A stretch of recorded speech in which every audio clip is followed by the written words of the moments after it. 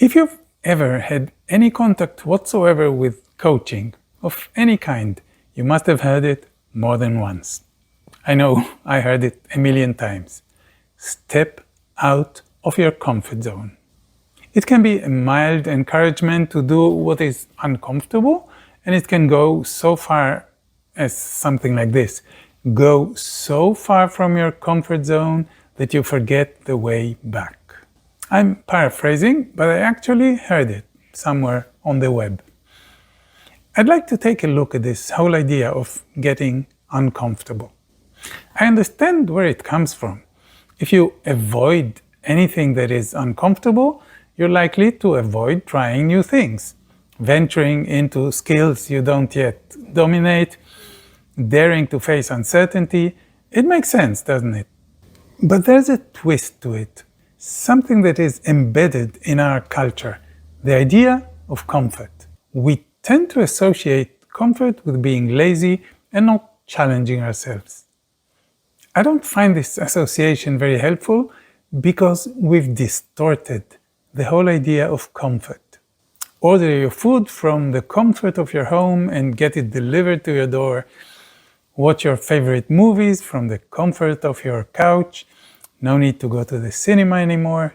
Many people can now work from the comfort of their homes.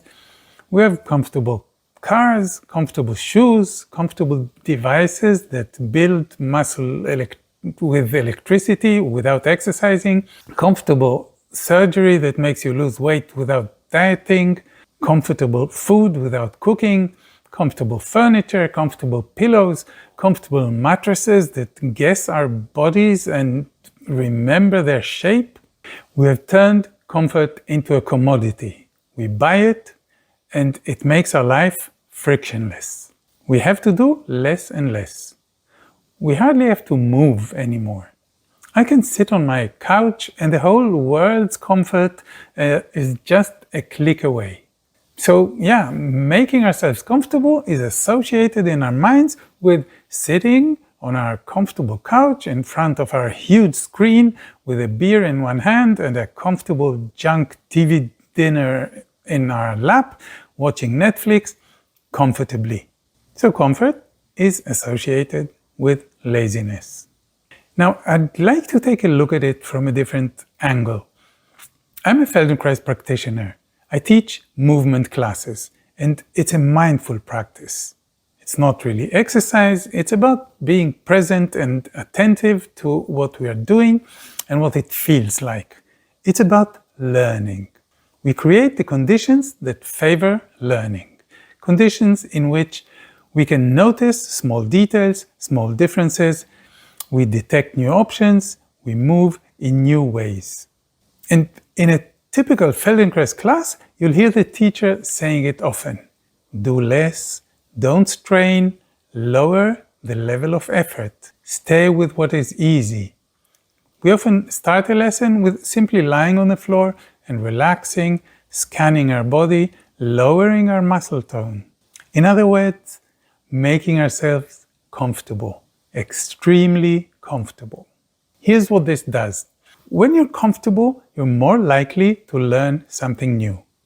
When you strain, make an effort, try hard, push, hold your breath, push harder, make it bigger and stronger, you become less sensitive. You are less likely to perceive small differences. This is scientifically measurable, quantifiable. Increase strain and your sensitivity decreases. So it's kind of the opposite of how we tend to think about comfort, isn't it? Rather than step out of your comfort zone so you can do something new, we create extreme comfort as a basic ingredient, as a prerequisite for learning, for something new to present itself.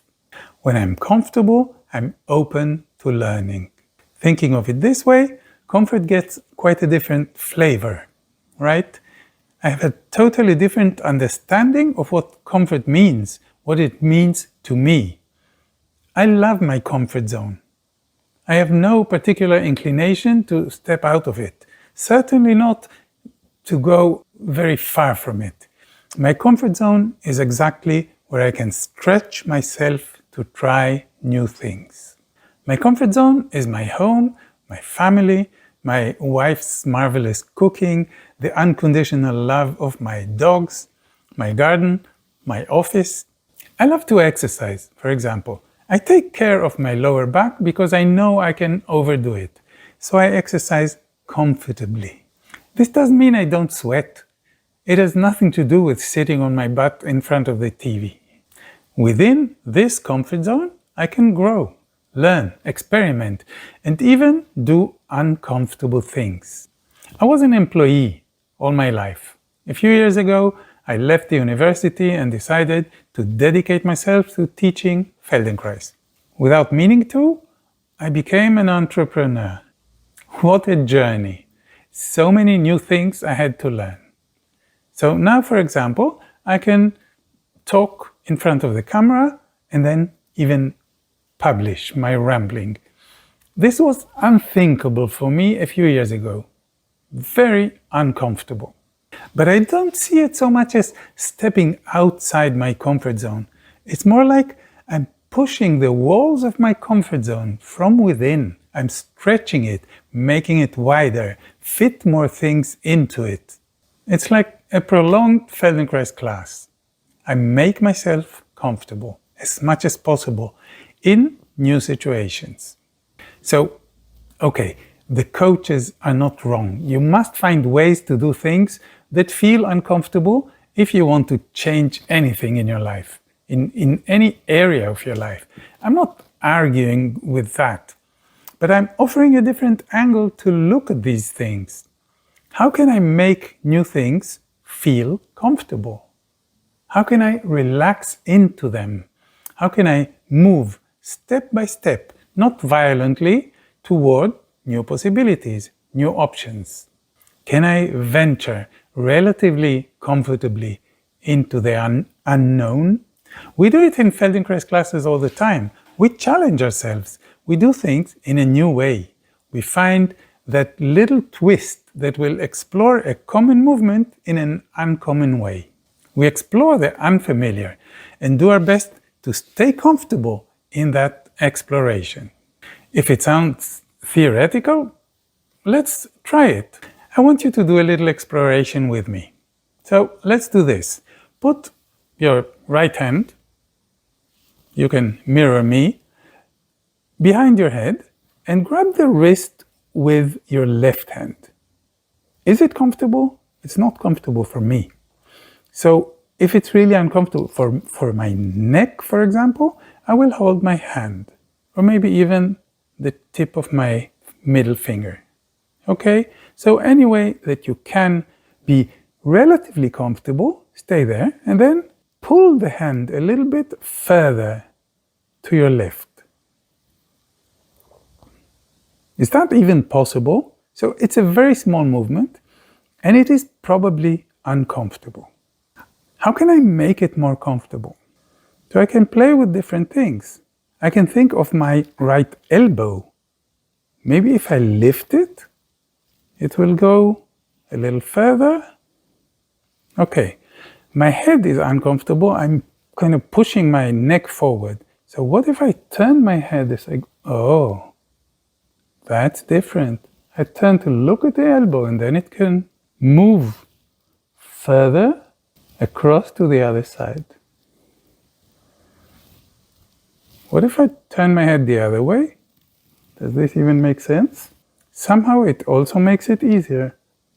I don't know why. Okay, what if I use my ribs? I want to open the whole side so that the arm goes further to the other side. Oh yeah, that's different. And I turn my head. Now I can move quite a bit more and it's more comfortable. Did you do it with me? Did this strange movement become even slightly more comfortable? If it did, that's what I'm talking about. I'm not aiming at stepping out of my comfort zone. My goal is to make myself more comfortable, more often, in more situations. Stay well, stay in motion.